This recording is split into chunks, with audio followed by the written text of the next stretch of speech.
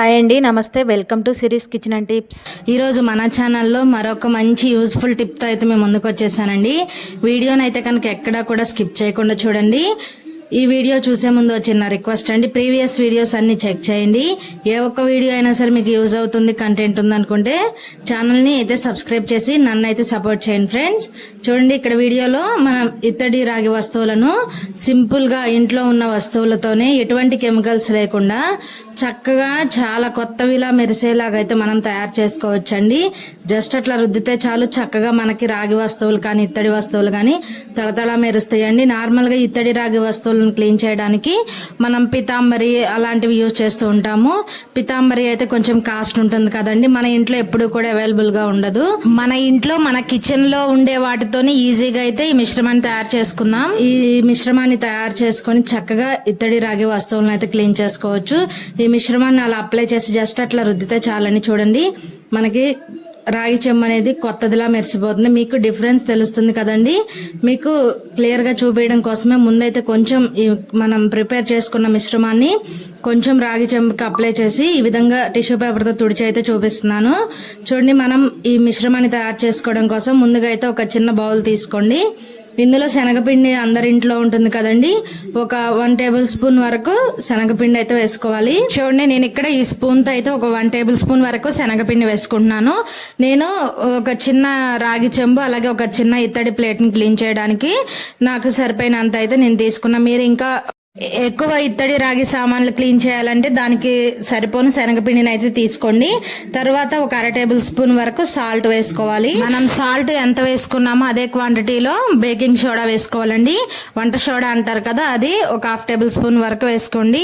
మీ దగ్గర baking soda లేకపోతే baking powder ఉంటుందండి, ఆ బేకింగ్ సోడా ప్లేస్ లో బేకింగ్ పౌడర్ అయినా సరే యూజ్ చేయవచ్చు.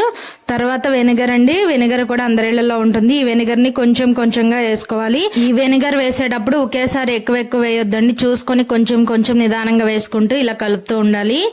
మనం ఈ వెనిగర్ వేసిన తర్వాత కొంచెం పొంగుతుందండి, కాబట్టి ఒకేసారి ఎక్కువ వేయకుండా కొంచెం కొంచెం వేసుకుంటూ ఇలా కలుపుతూ ఉండాలి. మనం ఈ విధంగా కలుపుతూ ఉన్నాం అనుకోండి, ఒక 2 నిమిషాలు ఇలా బాగా కలుపుతూ ఉండాలి. ఇలా కలుపుతున్నప్పుడు మనకి ఈ నురుగులాగా వచ్చింది కదండి, అదంతా కూడా తగ్గిపోయి మనకి చక్కగా ఒక లిక్విడ్ లా అయితే తయారవుతుంది. బాగా ఒక 2 నిమిషాలు వెనిగర్ వేసిన తర్వాత అయితే బాగా కలుపుకోవాలి. ఇలా ఒక 2 నిమిషాలు కంటిన్యూగా కలుపుతూ ఉంటే మనకి చూడండి చక్కగా ఇలా ఒక లిక్విడ్ లా అయితే తయారవుతుందండి. మనం ఈ మిశ్రమంతో మనం ఇత్తడి రాగి వస్తువులను చాలా సింపుల్ గా అయితే క్లీన్ చేసుకోవచ్చు. మీకు వీడియోలో చూపిస్తున్నా చూడండి. ఇలా నేనైతే ఒక రాగి చెంబు తీసుకున్నాను. ఈ రాగి చెంబు చూసారు కదా ఎంత నల్లగా ఉందో. దీన్ని మనం కొత్తది కొంటే ఎలా ఉంటుందో అలాగైతే మనం మంచి షైనింగ్ అయితే తయారు చేసుకోవచ్చు. మనం ప్రిపేర్ చేసుకున్న ఈ మిశ్రమాన్ని కొంచెం కొంచెం తీసుకుంటూ చెంబు అంతా కూడా చక్కగా నీట్గా అయితే రుద్దేసుకోవాలండి. చూడండి, నేను ఇక్కడ కొంచెం ఫస్ట్ మీకు తెలియడం కోసం కొంచెం రాసి చూపించాను కదా. తర్వాత ఇంకా చెంబు అంతా కూడా ఈ విధంగా మనం ప్రిపేర్ చేసుకున్న ఈ మిశ్రమంతో చక్కగా రుద్దేసుకోండి.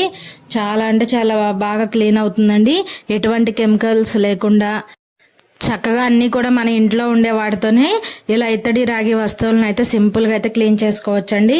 ఎక్కువ శ్రమపడి రుద్దాల్సిన పని కూడా ఉండదు. నార్మల్ గా కొంచెం ఈ మిశ్రమాన్ని తీసుకొని జస్ట్ అట్లా ఒకసారి అట్లా రుద్దితే చాలు, చాలా అంటే చాలా బాగా క్లీన్ అవుతుందండి. అలాగే చెంబుకి పైన ఇలా అంచు ఉంటుంది కదా, ఆ అంచుకు వైపున అలాగే లోపల వైపున కూడా ఇదే మిశ్రమంతో అయితే నేను క్లీన్ చేస్తున్నానండి. మనం నార్మల్ గా ఇత్తడి రాగి వస్తువులను క్లీన్ చేయాలంటే చాలా రకరకాలుగా అయితే వాడుతూ ఉంటాము. కొంతమంది నిమ్మకాయ ఉప్పు వేసి రుద్దుతారు, అలాగే కొంతమంది పితాంబరితో రుద్దుతూ ఉంటారు. కానీ ఒకసారి ఇలా ట్రై చేసి చూడండి, మీకు చాలా బాగా యూజ్ అవుతుందండి. చూడండి, ఇలా రుద్దిన తర్వాత అయితే మీకు నీళ్ళలో శుభ్రంగా కడిగి చూపిస్తాను. చూడండి, మనకి రాగి చెంబు ఎంత బాగా మెరుస్తుందో. తర్వాత మళ్ళీ నార్మల్ గా నీళ్లు తీసేసి మళ్ళీ మంచి వాటర్ తో అయితే కడిగేసి చూపించాను. ఇప్పుడు రాగి వస్తువులను అయితే క్లీన్ చేసే కదండి, ఇప్పుడు ఇత్తడి వస్తువులకు కూడా ఇది పనిచేస్తుందో లేదో అయితే చూద్దాము. ఇక్కడ నేనైతే ఒక చిన్న ఇత్తడి ప్లేట్ తీసుకున్నానండి. ఆ ఇత్తడి ప్లేట్ కూడా మనం ముందుగా కలుపుకున్న మిశ్రమం ఉంది కదా, దాన్ని అయితే గనక ఇలా అప్లై చేస్తున్నాను. చూడండి, మనం జస్ట్ అట్లా కొంచెం ఈ మిశ్రమం తీసుకొని అలా రుద్దితే చాలండి. చూడండి ఎంత బాగా షైనింగ్ గా ఉన్నాయో, మనం కొత్తవి కొంటే ఎలా ఉంటాయో అంత బాగా ఉన్నాయండి. ట్రై చేయండి, అందరికీ కూడా చాలా బాగా అయితే యూజ్ అవుతుంది. మనం డైలీ పూజా సామాన్లను క్లీన్ చేస్తూ ఉంటాం కదండి, అవి క్లీన్ చేసేటప్పుడు చక్కగా ఇలా కొంచెం శనగపిండి, వంట సోడా, అలాగే సాల్ట్ కలుపుకొని ఇలా ట్రై చేసి చూడండి, చాలా బాగా యూజ్ అవుతుంది. తర్వాత ఇత్తడి ప్లేట్ కూడా కడిగేసి చూపిస్తున్నా చూడండి ఎంత బాగా షైనింగ్గా ఉందో. ట్రై చేయండి ఫ్రెండ్స్, మీకు చాలా బాగా యూజ్ అవుతుంది. సింపుల్గా ఇంట్లో ఉన్న వాటితోనే ఇలా ఇత్తడి రాగి వస్తువులను అయితే చాలా అంటే చాలా సింపుల్ పద్ధతిలో క్లీన్ చేసుకోవచ్చు. వీడియో నచ్చిందా అండి? వీడియో నచ్చితే లైక్ చేయడం అస్సలు మర్చిపోవద్దు.